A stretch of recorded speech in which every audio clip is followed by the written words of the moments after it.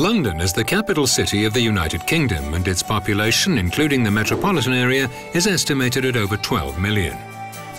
In recent decades, London's Underground has seen a major increase in the number of passengers.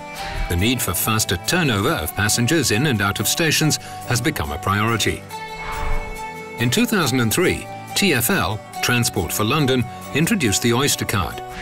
This prepaid, contactless electronic card gives access to all London transport networks and is very easy to use.